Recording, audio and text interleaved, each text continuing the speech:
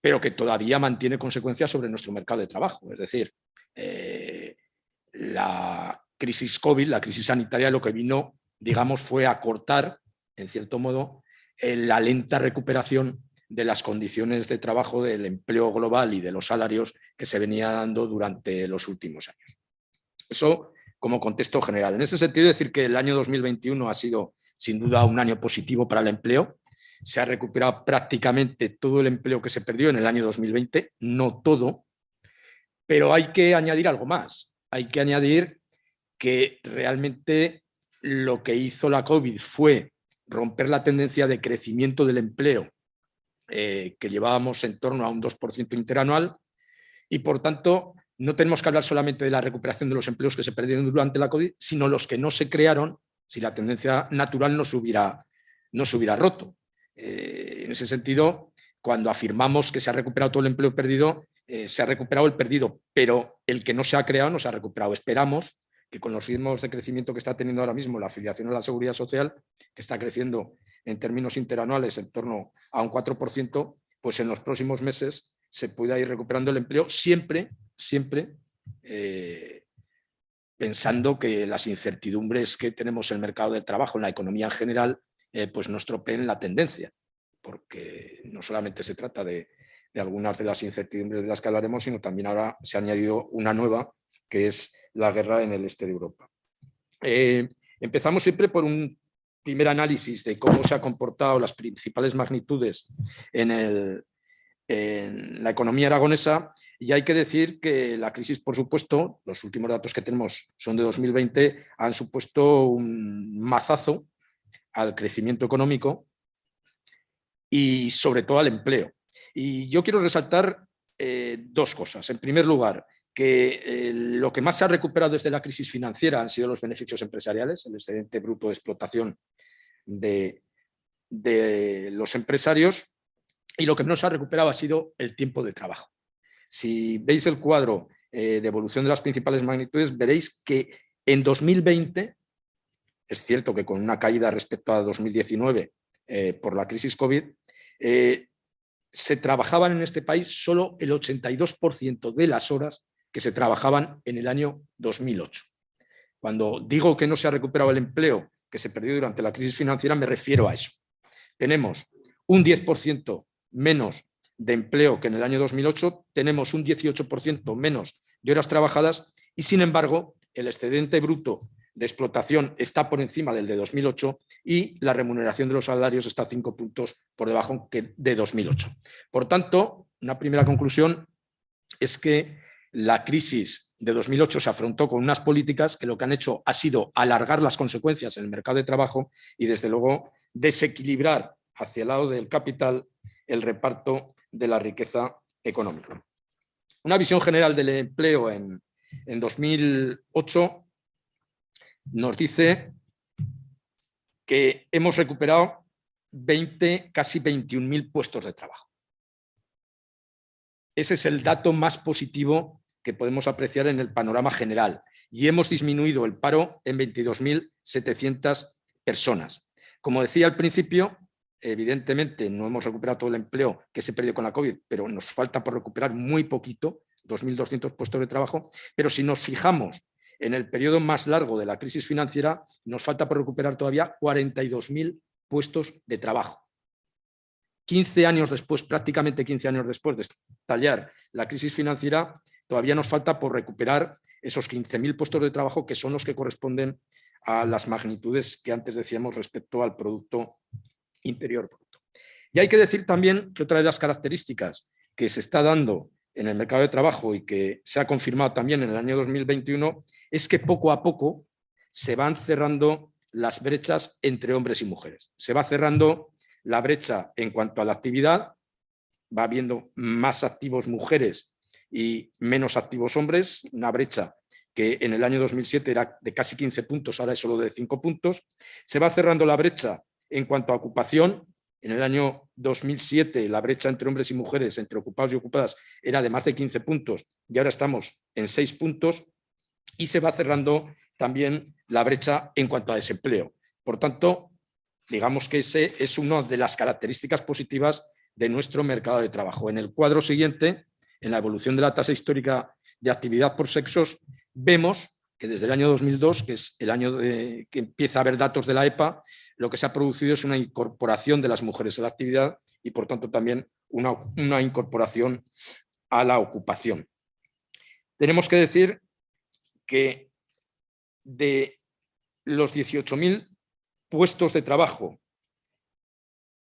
que se han producido, perdón, de los 18.000 activos menos que se han producido desde la crisis financiera, eso se debe a una caída de 41.000 activos masculinos y a un crecimiento de 23.000 activas femeninas.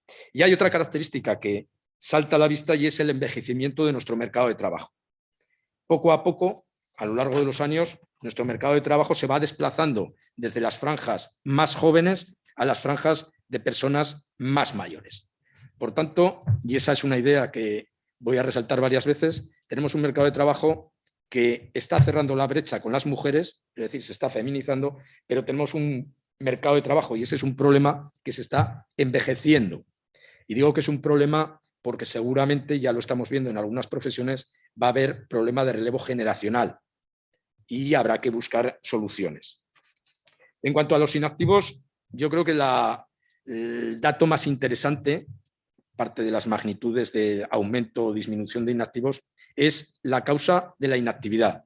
Si estudiamos esas causas de inactividad, es decir, por qué una persona no se declara en condiciones de trabajar, eso es un activo, una persona de 16 años o más que dice que quiere trabajar, luego encontrará trabajo o será parado, pero dice que quiere trabajar, vemos que lo que está ocurriendo es que está disminuyendo la actividad por las franjas más jóvenes de la población, y eso indica, tal como dicen las causas, que nuestros jóvenes están dedicando un periodo más largo de tiempo a su formación, y está aumentando por el lado de la jubilación, por la incorporación de hombres, pero también por la incorporación de las primeras mujeres que han tenido una larga vida laboral, y está disminuyendo la inactividad femenina, sobre todo por el lado de las labores del hogar. Esas yo creo que son esos son los tres rasgos más importantes que podemos destacar de la inactividad. En cuanto a la ocupación, más allá del dato llamativo o de los dos datos que hemos dado, de que nos faltan todavía 42.000 puestos de trabajo desde la crisis de 2008 y que hemos recuperado prácticamente todo el empleo perdido durante la crisis, hay que decir que eso es cierto fundamentalmente por la aportación de las mujeres, porque lo que ha ocurrido en todo este periodo ha sido que se ha perdido empleo masculino y se ha ganado empleo femenino. Y como indican estos dos cuadros que tenemos en el informe, también se confirma en la ocupación el envejecimiento de nuestro mercado laboral. Y finalmente, en la ocupación, en cuanto a la participación de los sectores, pues decir que por lo que se refiere a la crisis COVID, evidentemente en el año 2021 los sectores que más han crecido fueron los que más perdieron en el 2020, estamos hablando fundamentalmente de hostelería y ocio, son los que más empleo han recuperado, pero que en el conjunto de la crisis sanitaria esos siguen siendo los sectores que han perdido más empleo. Y por lo que se refiere al periodo global desde la crisis financiera, el sector, digamos, que ha salido perdiendo de manera más notable ha sido la construcción, pero destaca también la pérdida de empleo en la industria. La industria ha perdido prácticamente desde la crisis financiera 25.000 puestos de trabajo, y eso en una comunidad autónoma como la nuestra es preocupante, máxime cuando ese dato de pérdida o de estancamiento de la actividad industrial se viene confirmando mes a mes en los datos de empleo que nos van suministrando las diferentes fuentes estadísticas. Y la otra característica que hay que analizar respecto al empleo en este periodo COVID, pues es lo que ha ocurrido con los ERTES, que llegaron en Aragón a engrosar la fila de los ERTES 90.000 trabajadores, en 98.000 trabajadores, perdón, en el mes de abril de 2020, y que en diciembre de 2021 esa cifra estaba ya solamente en las 1.200 personas. Lo recalco porque luego en las conclusiones volveremos a hablar de los ERTES como uno de los mecanismos que ha permitido una salida diferente de la crisis sanitaria respecto a la crisis financiera del año 2008.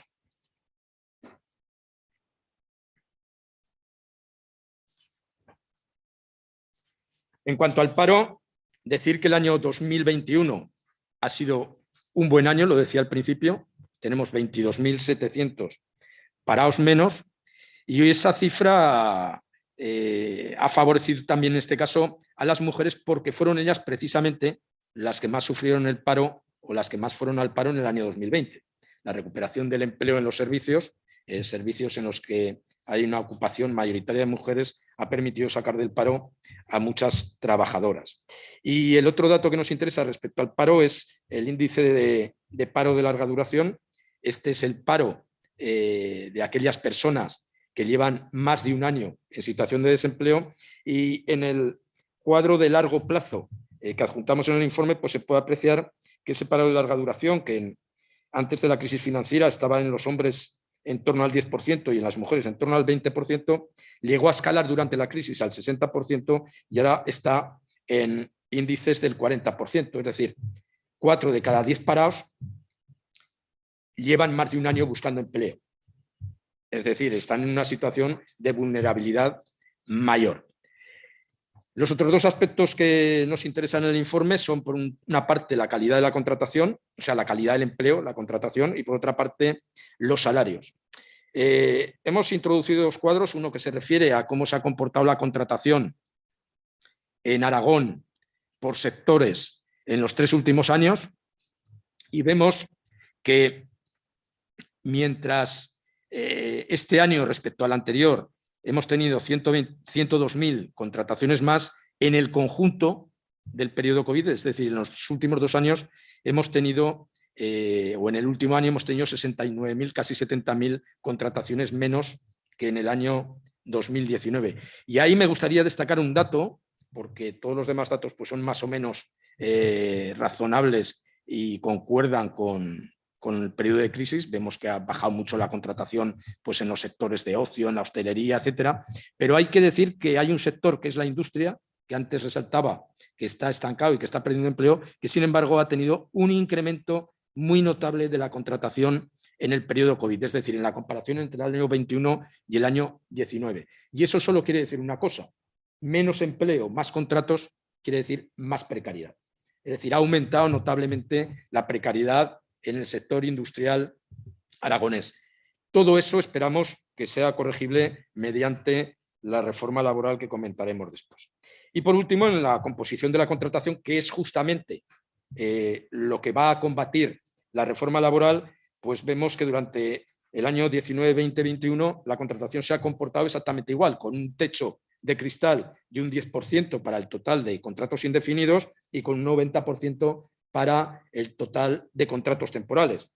Y si vamos ya al detalle de más deterioro de la calidad del empleo, vemos que de esos empleos indefinidos solo un 5% en el año 2021 lo fueron a tiempo completo, el 5,56 lo fue a tiempo parcial, indefinido pero a tiempo parcial, y en el caso de las mujeres esas cifras son todavía peores. Las mujeres solamente tuvieron un 4,4% de contratos indefinidos a tiempo parcial durante el año 2021. Esta situación, repito, es precisamente la que queremos corregir, la que queremos equilibrar con la reforma laboral que firmamos con patronal y gobierno y que fue recientemente y un poco rocambolescamente aprobada en el Congreso de los Diputados. Y por último pasamos a la parte de los salarios, a la parte del reparto de rentas. Hay un primer apartado que nos interesa resaltar. Normalmente en una economía sana y distributiva, la participación de los salarios en el reparto de la riqueza es mayor que la participación del excedente del capital. Esa era la situación que teníamos nosotros en el año 2008. Como se observa en el gráfico, poco a poco, durante la crisis financiera, ese reparto se fue equilibrando hasta llegar a la igualdad prácticamente en el año 2012 y después se desequilibró en favor del excedente de capital. Es decir, las soluciones que se dieron a la crisis financiera del año 2008, sobre todo a partir del año 2012, fueron soluciones que lo que hicieron fue cambiar la correlación del reparto de rentas entre empresarios y trabajadores. Teníamos en 2008 un 10% más de participación de los salarios y en el año 2019 los salarios representaban solamente el 95% de las rentas empresariales. El año 2020 ha equilibrado otra vez las cosas, pero el año 2020 es un año que hay que tomar con mucho cuidado porque es el año de la crisis COVID y por tanto los excedentes empresariales bajaron y los salarios se pudieron sostener mediante las medidas sociales. Veremos si las medidas que estamos tomando en la negociación colectiva sirven para volver a una situación normal en que los salarios estén por encima de los excedentes empresariales. Y otro factor fundamental en cuanto al reparto de las rentas para los trabajadores es el IPC. En el siguiente cuadro analizamos el crecimiento anual de los salarios en términos de media. Analizamos el IPC en la media anual, esto es importante resaltarlo, manejamos distintos datos de IPC, unas veces manejamos el interanual, los datos que tenemos aquí son de media anual y por otra parte de la correlación de ambos sale el aumento salarial real. Pues bien, mientras la baja inflación y la reactivación de la negociación colectiva habían permitido en los últimos años ganancias de poder adquisitivo para los trabajadores, lo que ha ocurrido en el último año, y como no corrijamos esto, me temo que va a ocurrir también en el año en curso, es que los trabajadores han perdido poder adquisitivo. Con un salario o con un crecimiento de los salarios del 1,5% de media, la inflación media del año, repito, media del año que se ha ido al 3,1%, ha hecho que los trabajadores perdieran un 1,6% de poder adquisitivo en el año 2020. Aquí no tenemos datos, perdón, en el 2021, que son los últimos datos naturalmente que tenemos. Y finalmente, en lo que se refiere a salarios, pues nos interesa analizar la igualdad y desigualdad en el reparto de esos salarios y la incidencia que las subidas del salario mínimo interprofesional de los últimos años han tenido en esa igualdad o desigualdad en el reparto salarial. En primer lugar, analizamos qué grado de desigualdad hay en el mercado de trabajo aragonés y lo analizamos mediante los deciles de salarios medios de la encuesta de población activa. Voy a explicar un poco técnicamente el tema. La encuesta de población activa divide a los trabajadores españoles en deciles que son exactamente la 10ª parte del total del mercado laboral. El decil primero es el decil con salarios más bajos, el decil 10º es el decil con salarios más altos. Por tanto, en el reparto del mercado de trabajo español, en cada uno de los deciles hay un 10% de trabajadores, de asalariados. En el caso de Aragón, los trabajadores aragoneses que se enmarcan en esos deciles, lo que vemos es que hay una mayor cohesión de nuestro mercado de trabajo en términos salariales. Es decir, en los 3 primeros deciles, que son los de salarios más bajos, hay menos del 10% de los trabajadores aragoneses. En los deciles del 4º al 8º, que son los salarios medios, hay más del 10% de trabajadores aragoneses y en los más altos, en el 9 y el 10, volvemos a bajar por debajo de ese 10%. Eso quiere decir que desde el punto de vista salarial, el mercado de trabajo aragonés es más igualitario. Y analizamos también qué impacto ha tenido la subida del salario mínimo interprofesional en los últimos años respecto a los deciles.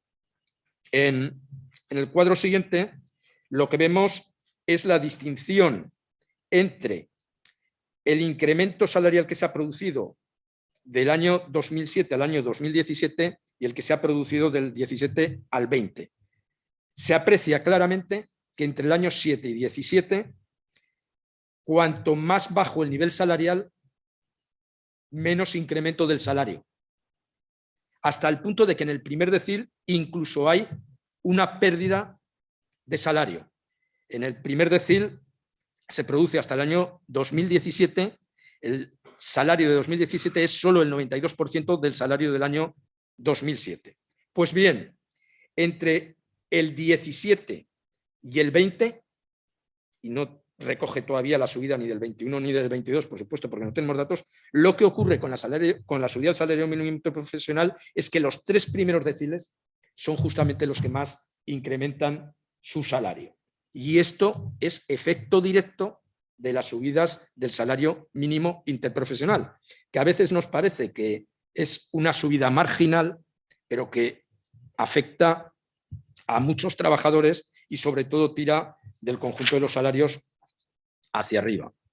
Si nos fijamos, esto es una variante en los 2 siguientes cuadros, si nos fijamos lo que decíamos de un mercado salarial más equilibrado en Aragón que en el conjunto de España, diremos que hasta el 100% del salario mínimo interprofesional en España hay un 20% de trabajadores, es decir, que están por debajo del nivel del salario mínimo interprofesional, lo estaban en el año 20. Eso se explica no porque no se aplique el salario mínimo interprofesional, sino porque en esos deciles hay sobre todo trabajo a tiempo parcial, es decir, ahí está la composición de muchos trabajadores a tiempo parcial. Pues bien, mientras en España hasta el 100% del salario mínimo interprofesional hay un 20% de trabajadores, en Aragón es un 16%. Es decir, tenemos, digamos, menos trabajadores maltratados salarialmente. En España, entre 1 y 2 veces el salario mínimo interprofesional hay un 50%, en Aragón es el 56%. En España, entre 2 y 3 veces el salario mínimo interprofesional hay un 20%, en Aragón un 21%, y es cierto que mientras en España más de 4 veces el salario mínimo interprofesional lo tienen un 10% de los trabajadores, en Aragón lo tienen un 5,72%. Es una corroboración de lo que decíamos antes respecto al mayor equilibrio del mercado laboral aragonés en cuanto a salarios. Y llegamos a las conclusiones, que son un poco un resumen de lo que hemos estado hablando. En primer lugar, el año 2021 ha sido un buen año para el empleo, y eso a pesar de todas las incertidumbres que se han cernido sobre la economía. Recordemos que aparte de las restricciones sanitarias que se han impuesto a la actividad por parte de las autoridades, en las sucesivas olas hemos tenido una crisis de componentes, es decir, de suministro de componentes a las empresas, hemos tenido un encarecimiento de las materias primas y hemos tenido un encarecimiento de la economía. En conjunto, además, sabemos que las previsiones de crecimiento de la economía se han quedado largas, es decir, que la economía, según el Instituto Nacional de Estadística, ha crecido menos de lo que preveía el gobierno debido precisamente a estas incertidumbres. Pues bien, a pesar de eso, el empleo ha recuperado rápidamente el nivel previo a la pandemia. Es cierto lo que decía al principio, que seguramente ahora deberíamos estar en un nivel de empleo mayor si no se hubiera roto la tendencia por culpa de la crisis sanitaria, pero también es cierto que esperamos que se pueda recuperar en los próximos meses con las tendencias actuales. Lo que sí que está claro, y yo creo que hay que repetirlo todas las veces que haga falta, es que la crisis anterior se saldó con una pérdida de empleos, de calidad de empleo y de pérdida de salarios, como hemos venido analizando a lo largo del informe. Y eso no es por la naturaleza de la crisis, sino por las soluciones que se adoptaron para esa crisis, que fueron soluciones que iban en el camino de la austeridad, de la devaluación salarial y de los recortes. Y hay que resaltarlo, repito, porque realmente el tratamiento de la crisis sanitaria, aparte de que la naturaleza de la crisis no era la misma, ha sido muy distinto desde el punto de vista de las medidas laborales, y eso ha permitido salir más rápidamente de la situación de depresión. Otra conclusión a la que se puede llegar es a la progresiva incorporación de las mujeres al mundo laboral en Aragón. Yo creo que debemos estar contentos por eso, pero después explicaré las cosas que creemos que hay que hacer para que esa incorporación no sea desventajosa respecto a los hombres, y el envejecimiento de nuestro mercado de trabajo, que en algunos casos pues, puede ser natural, pero que en otros casos está creando ya dificultades. Voy a poner un ejemplo. Ya sé que los empresarios hablan mucho de que no encuentran gente para cubrir determinados puestos, etcétera. Este envejecimiento está haciendo que en el mundo rural, es decir, en esa España despoblada, en ese Aragón despoblado, que queremos repoblar, se estén perdiendo profesiones tradicionales y no se está encontrando ese relevo generacional. Estamos hablando de profesiones como puede ser la construcción, como puede ser la fontanería, como puede ser el mantenimiento, la electricidad, etc. Y eso, en un ámbito como puede ser el territorio despoblado de Aragón, puede ser finalmente una tragedia porque es una pérdida de calidad de vida. En cuanto a los sectores, ya lo hemos comentado también, me voy a fijar en lo que ha ocurrido durante la crisis, pero también en lo que ocurre con el periodo más largo. Durante la crisis lo que ha ocurrido es que se han destruido empleos, básicamente, y se han recuperado en el 2021, ligados a la hostelería y al ocio, es decir, a los servicios.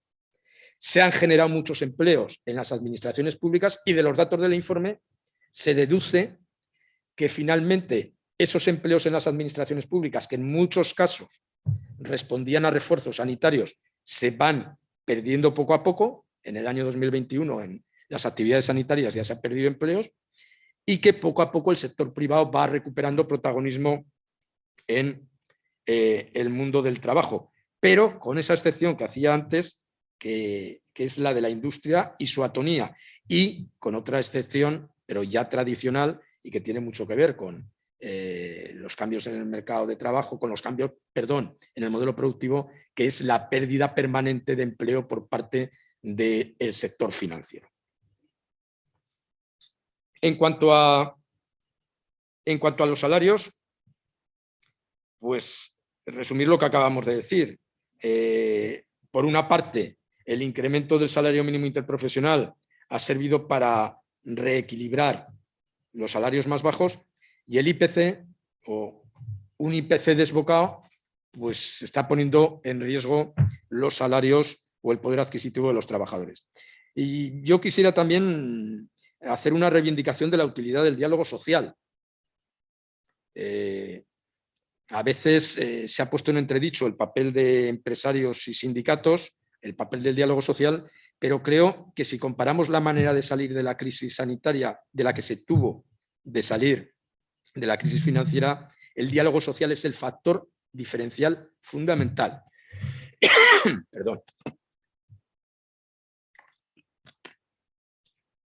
Aparte de que las medidas adoptadas en 2008 fueran medidas de recorte de austeridad, fueron medidas impuestas en todos los casos. La reforma laboral, la reforma de las pensiones, los recortes en los servicios públicos fueron medidas impuestas. Las medidas que se han tomado en la crisis sanitaria han sido medidas que han pasado a través del diálogo social. En primer lugar, no nos podemos olvidar de los ERTE. No ha habido mayor pérdida de empleo en esta crisis porque se ha utilizado el mecanismo de los ERTE. Mecanismo que, como saben, se ha incorporado a la reforma laboral que también ha salido del diálogo social. Y hay que resaltar el mecanismo de los ERTE porque algunos dicen que ya estaba en la legislación laboral, pero la clave de los ERTE ha sido el dinero que hemos puesto entre todos, para salvar empresas y puestos de trabajo. Porque las exenciones a la seguridad social, etcétera, y otras medidas han sido medidas que han salido de la hacienda pública y, por tanto, han sido medidas solidarias de todos los ciudadanos con las empresas y los trabajadores que lo estaban pasando mal. Por tanto, primera figura que hay que poner en valor. La segunda, la negociación acerca del salario mínimo interprofesional, que ya he resaltado, y otra parte de la negociación de la reforma laboral que también ha ido a dignificar los salarios, que es la reforma respecto a la subcontratación. La reforma laboral, como saben, ha establecido que los trabajadores de las subcontratas tengan el salario del convenio sectorial de la actividad que realizan. Antes de esa reforma lo que tenían eran convenios de empresa, de las empresas multiservicios, que estaban muy por debajo de los convenios sectoriales. Solamente con esa reforma hay una parte importante de los trabajadores que ya pasan a elevar sus salarios y que lo veremos estadísticamente en el futuro. Por tanto, El diálogo social ha servido para dignificar los salarios, no solamente por la subida del salario mínimo interprofesional, sino también por las medidas que se han tomado sobre su contratación. Y por último, aunque no estamos viendo los efectos, pues el diálogo social ha servido para la reforma de la contratación. Digo que no estamos viendo los efectos, no los estamos viendo en este informe porque solo analiza hasta diciembre de 2021, pero ya en el mes de enero y en el mes de febrero hemos apreciado un incremento notable de los contratos indefinidos dentro de la contratación de cada mes. Si en el informe decíamos que durante los 3 últimos años nunca los contratos indefinidos habían supuesto más del 10% del total de los contratos, en el mes de enero ya supusieron un 15% y en el mes de febrero han supuesto un 21%. Sin que la vigencia de la ley esté plenamente en vigor, porque hay un periodo transitorio que termina el 31 de marzo y a partir de abril ya no se podrá hacer contrataciones por obra o servicio, por ejemplo. Pues bien, sin que haya entrado plenamente en vigor la ley, ya se está notando en los niveles de contratación indefinida. Y esperamos que también otro aspecto de la reforma laboral, que es el reequilibrio de la negociación colectiva, nos pueda servir para nuestro objetivo fundamental en este momento, que es negociar un acuerdo de rentas con la patronal que permita que los trabajadores no pierdan poder adquisitivo, que permitan que se puedan introducir en los convenios colectivos cláusulas de garantía contra la pérdida de poder adquisitivo. Es decir, limitar seguramente el crecimiento inmediato de los salarios, pero mediante la garantía de que finalmente no se perderá poder adquisitivo, con la reciprocidad de que tampoco los empresarios van a repercutir los mayores costes en precios.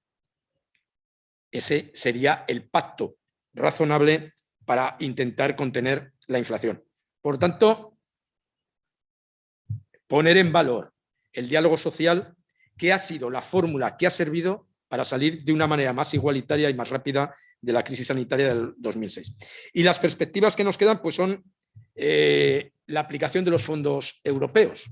Ahora mismo la tarea más urgente que tiene la economía española es ser capaz de canalizar todos los fondos, es decir, no dejar nada sin gastar de lo que va a venir de Europa y canalizarlo hacia los proyectos más productivos. Saben que los fondos europeos se mueven en 3 líneas, se mueven en la línea de la digitalización, en la línea del cambio de modelo energético y en la línea de lo que llaman la resiliencia, que no es más que cohesión social, más cohesión social.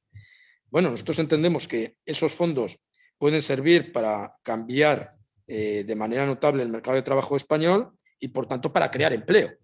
Esos empleos que nos faltan todavía por recuperar desde la crisis de 2008.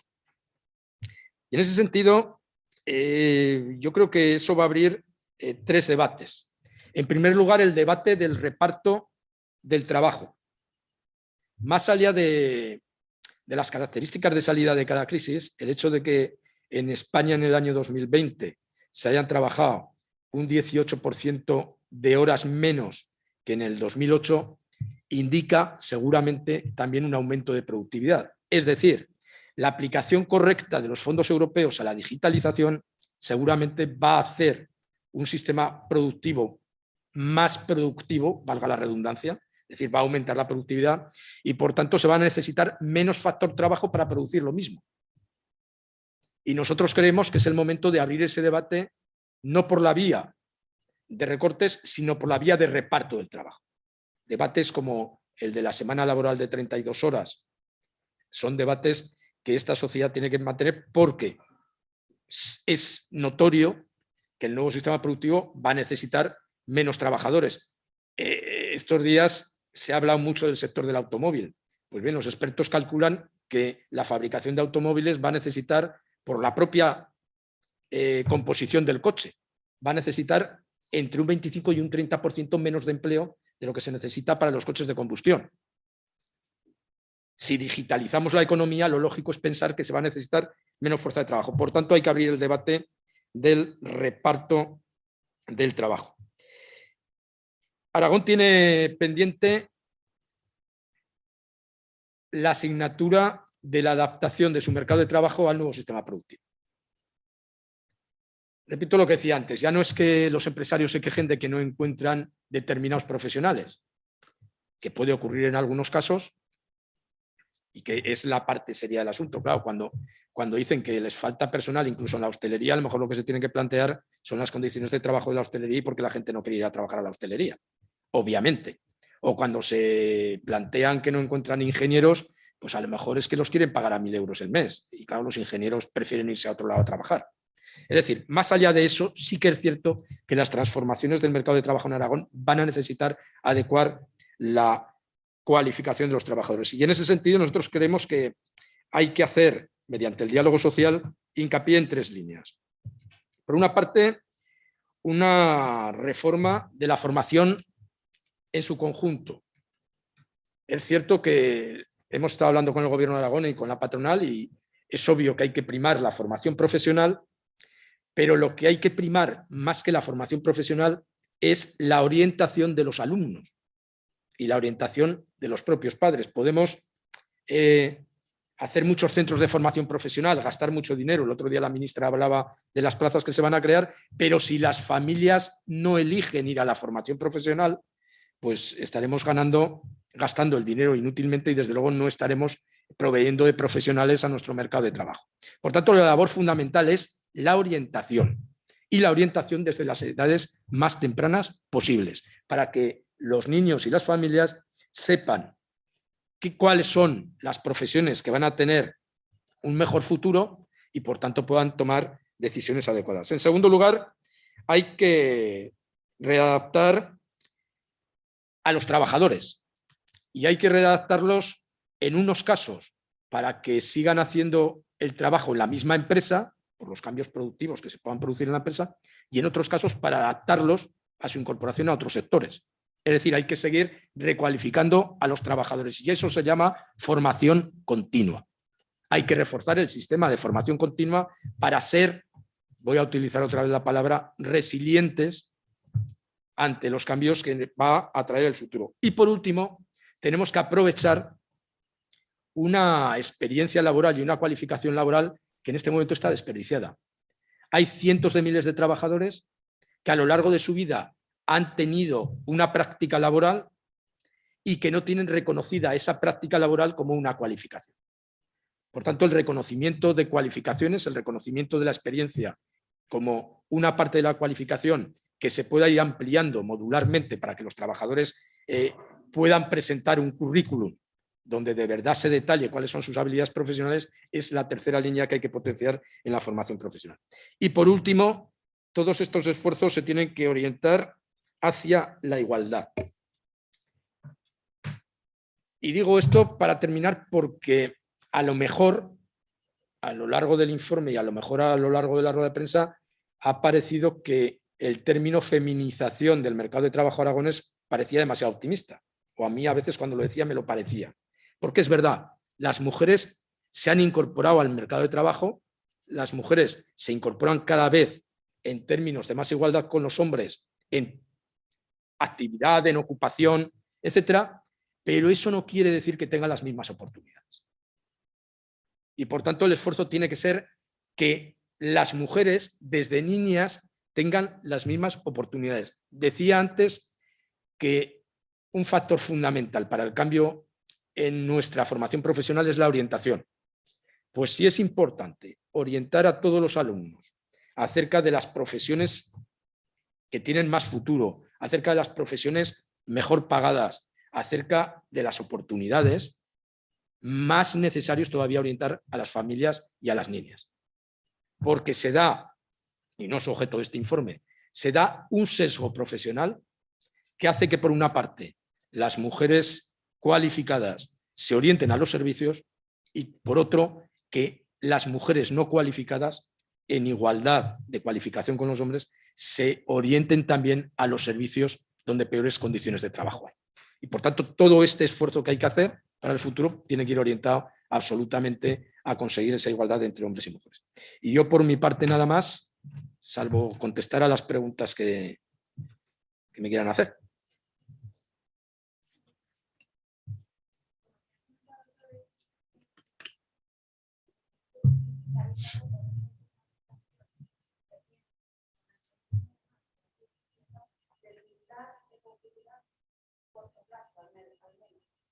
A ver, es que el gran problema de la inflación es lo que los economistas llaman los efectos de segunda vuelta. Si al subir la inflación rápidamente se encarecen de la misma manera todos los factores de la producción, al final lo que resulta es un aumento mayor todavía de la inflación. Por eso, desde el gobierno, la ministra Calviño, la vicepresidenta, hace a veces la recomendación de que seamos moderados en la petición de subidas salariales para no incrementar el precio de los productos y, por tanto, la inflación. A nosotros decimos, vale, podemos hacerlo, pero tiene que haber dos condiciones. La primera, que tampoco los empresarios lo repercutan. A ver, yo no puedo entender que a nosotros nos pidan moderación cuando a lo mejor uno se toma una cerveza hoy un 10% más cara que se la tomaba ayer. Es decir, el empresario sí que ha repercutido la inflación y el aumento de costes en el precio de su producto, pero no quiere subir salario. Pues entonces lo único que estamos haciendo es aumentar la riqueza del empresario. Entonces, primera condición, que haya equilibrio.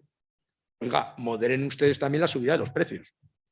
Y segunda condición, que se garantice el poder adquisitivo. ¿Eso cómo se hace? Pues a menudo se hace difiriendo las subidas salariales para que no tengan un impacto inmediato sobre la inflación y garantizando que en un periodo de tiempo posterior se hará cuentas, se cuadrarán y se podrá compensar a los trabajadores por el poder adquisitivo perdido.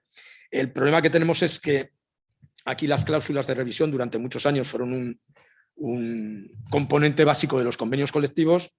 Después de la crisis económica y en tiempos de desequilibrio en la negociación y en tiempos de IPC bajo, parece que perdieron importancia, pero ahora vemos que son absolutamente necesarias y por tanto se trata de incorporarlas. Pero repito, tiene que haber reciprocidad entre el tratamiento a los salarios y a las rentas de los empresarios y tiene que haber garantía de que finalmente no se pierde el poder adquisitivo. Si con la reciprocidad conseguimos moderar la inflación, menos será la cantidad que en el futuro habrá que pagar para compensar la pérdida de poder adquisitivo y, por tanto, menos el efecto sobre la subida de los precios.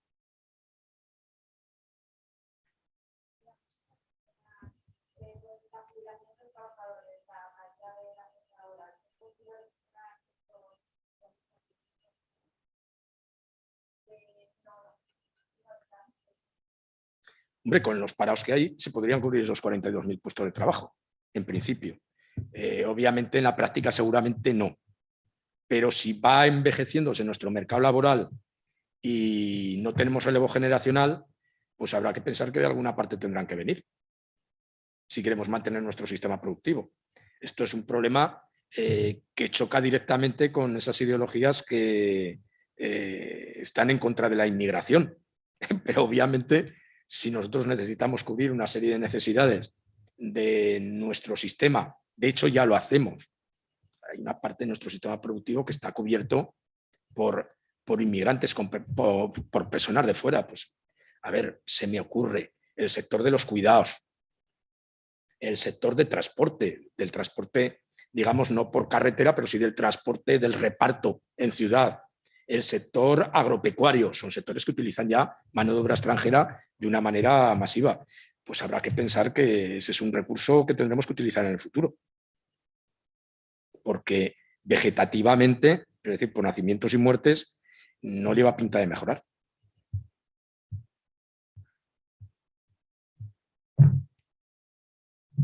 ¿Más cosas?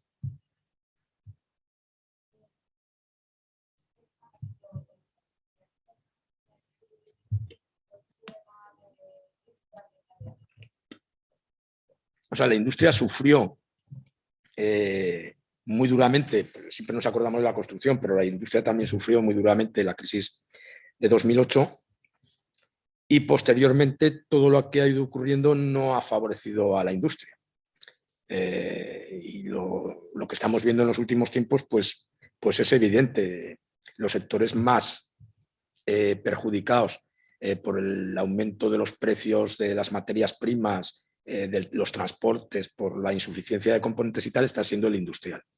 En Aragón además se está dando un fenómeno que no digo que sea preocupante porque son industrias igual de respetables, pero seguramente se está sustituyendo producción industrial, digamos, metalúrgica, por decirlo de una manera amplia, por producción industrial agroalimentaria. Es decir, se está dando una sustitución porque tenemos una industria agroalimentaria que está creciendo mucho y es bueno que crezca, porque hasta ahora nos habíamos quejado siempre de que producíamos pero no transformábamos. Por tanto, necesitamos esa industria. Pero sí que es cierto que necesitamos proyectos que relancen industrias tecnológicamente potentes. Y en ese sentido sigue teniendo importancia, aunque haya perdido peso en el conjunto de la producción industrial, sigue teniendo mucha importancia el sector de la automoción porque es tecnológicamente importante.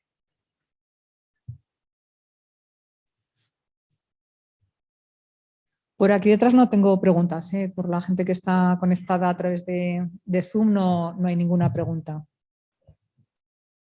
Pues si no hay más preguntas, Pues ya está. Pues leéis el informe y si tenéis alguna duda,